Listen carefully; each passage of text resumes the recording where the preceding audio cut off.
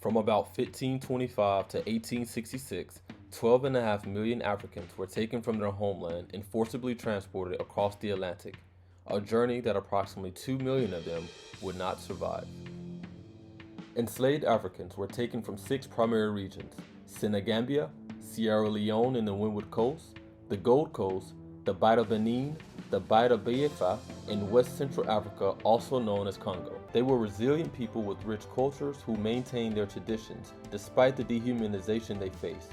Understanding the history is vital to me as a black man living in America.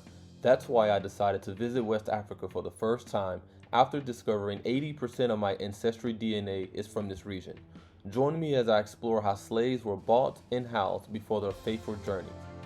We begin with a 3-hour drive from the capital of Accra, Ghana to the Ancestral Slave River Park in Asin-Manso. Due to heavy traffic, an extra 2 hours was added to our commute. However, our tour guide utilized this time to teach me what my name would be if born in Ghana. And then we also have the Thursday borns. So that would be me. I'm Thursday. Okay, so that is Yao. Yao? Yao. How do you spell that? Y-A-W. Oh, okay. Y-A-W, like Yahweh. Yeah. Yeah. After 2.5 hours, we were able to stop to get a quick bite of breakfast at a restaurant named Tickle's VIP Lounge. I was hoping for more of a local breakfast experience, but this establishment was a cool substitute.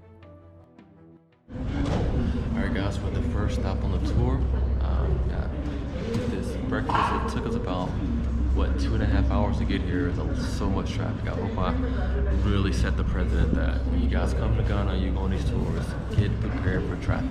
So, very excited to see what this English breakfast looks like and tastes like. Perfect. Oh, this is, okay. Wait, baby. Okay, thank you. Alright guys, this is an English breakfast. The menu definitely said bacon, and I don't see any bacon. But we are at the Tickles VIP Lounge, so not for sure if it's appetizing or not, but we're gonna do the best we can. Alright, let's see what it tastes like. Alright guys, so we're finna nibble on what we can eat, and then get back on the road to the first stop on the tour. So see you guys in a sec.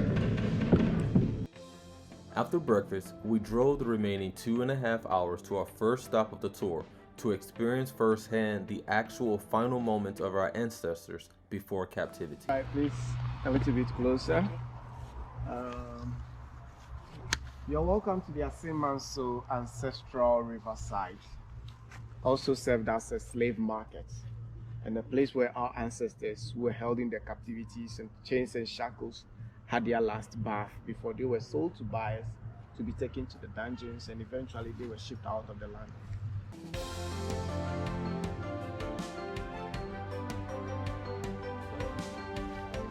I'm going to show you something down here.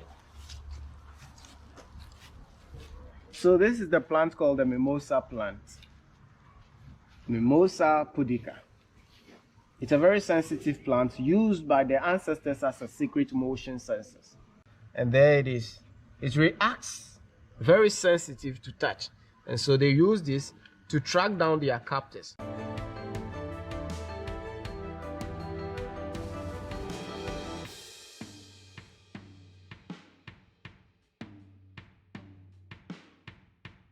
There are 2 rivers here. We have the river called Mrkindfly. It flows from this side of the mountain, connecting with the other river called the Ancestral River. Ochi is the fast-flowing river. Our ancestors were not allowed to go there.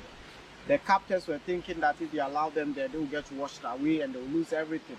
So they restricted the ancestors from going there. Rather, they were kept on this side. In the chains and shackles, they added round metal balls to the chains around their ankles to hold them still, preventing them from escaping. Whilst they were there, they couldn't do nothing. The captors realized that the ancestors couldn't use their hands, and they were getting closer to themselves to help each other. If I can help you, you help me. Repeat that until everyone got cleansed. They saw our ancestors helping themselves, and they thought they were trying to free themselves to escape.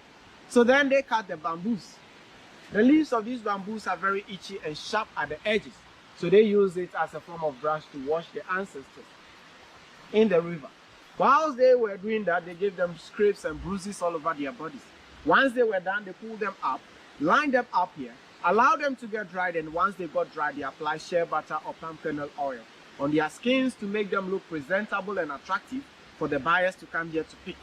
The buyers who came here were looking for healthy-looking captives. So they went into the chains and shackles, leaving their branding tools in the fire. Whoever is selected is then taken to the cashier. They pay for you and they bring the tools out, the hot rods. They pick it up and then burn your skins with it, leaving the marks on you to tell the public that you are now their properties.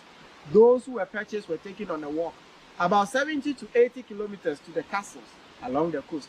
Today, I will not go down this way with you. This is the last bath, and we as descendants of our ancestors are not here for a last bath.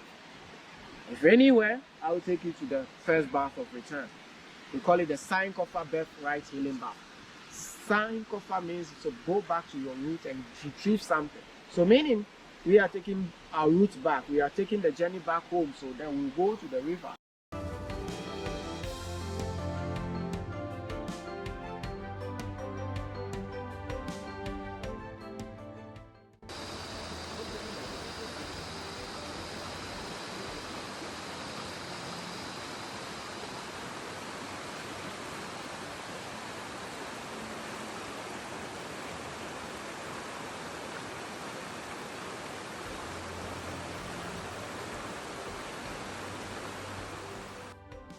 After departing the Ancestral River, we drove 1 hour to our next destination, the infamous Cape Coast Castle, which was the last stop before our ancestors were taken across the Atlantic Ocean.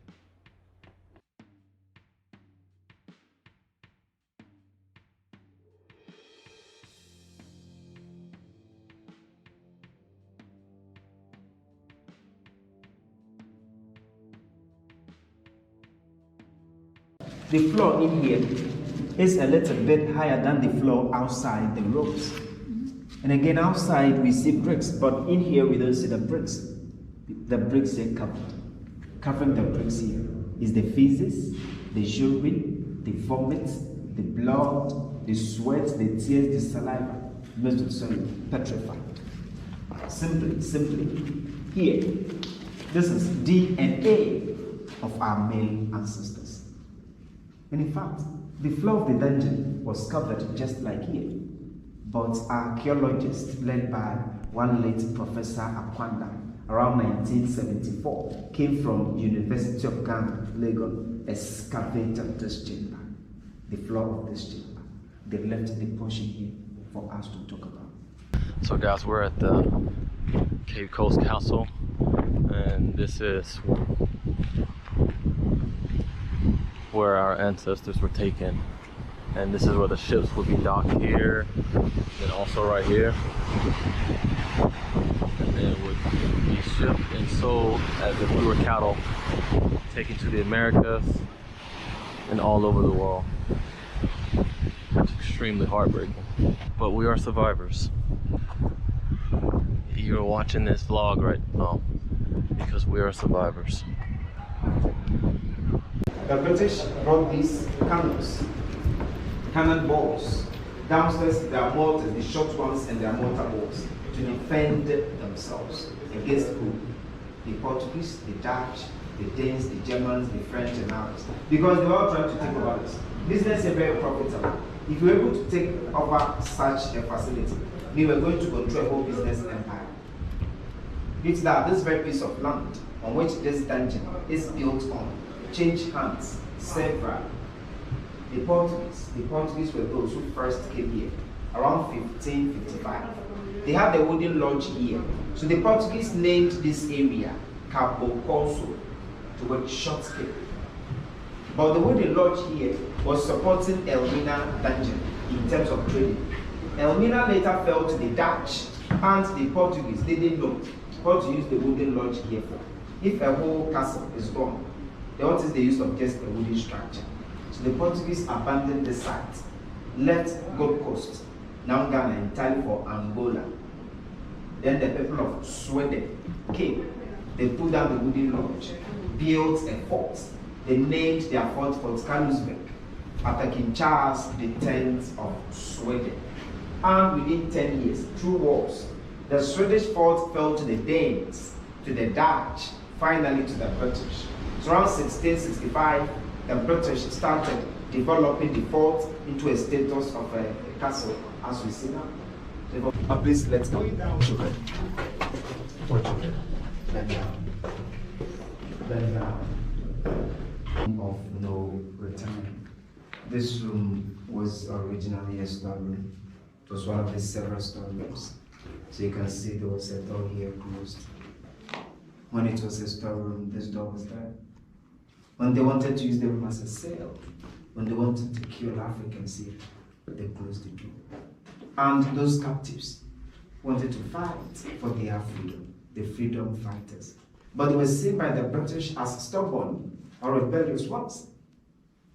But don't forget, they suffered for too long. And when man is suppressed, oppressed, depressed, or repressed for a long time, one day you fight back, explode. Those who tried to escape and were caught, and those who constantly fought back, could be 2, could be 5, could be 10. They would chain all of them together. Amidst kicking, slapping, they would push them in, lock them up with first door, second door, third door. The doors were 3. No light, no ventilation, meaning no oxygen, no food, no water. 2-3 days, maximum 4. They will struggle, suffocate, and die. After, they will bring in some of the male captives for the bodies, then gather all others at the courtyard. Those who come in for the bodies, they will instruct them to go show the bodies to those guarded, for them to see what they did to those they killed. That is why the room is called contamination sin. They pushed them in alive, but took them out dead. There's the infamous door of no return. Final exit point for some of our ancestors. Door of no return because some of our ancestors were forced, migrated to the new world through or via this door and never returned. Door of no return because they went to this door and we lost contact with them forever. Door of no return because the moment one was forced to this door, either he or she died on the way or arrived, either never returned. Most of them died, most of them died. Those who survived the dungeons were those who went to this door, embarked on a journey, and they called the journey from here to the Americas the Middle Passage. But we call the journey Fi Hankra. Fi Hankra means they left here without even getting the opportunity to say goodbye to their families, to their relatives they left behind. All these people we are talking about were young men and women. Most of them were between the ages of 13 to 45 years. Those were very strong, very energetic, very intelligent, were the kind of people they sent up. So Africa was robbed of her natural resources as well as human resources, and they are still robbing us. It was short and narrow door, chained and shackled captives bow down, squeezed themselves one after the other, went to the door and never returned. Let's see what is beyond door of no return.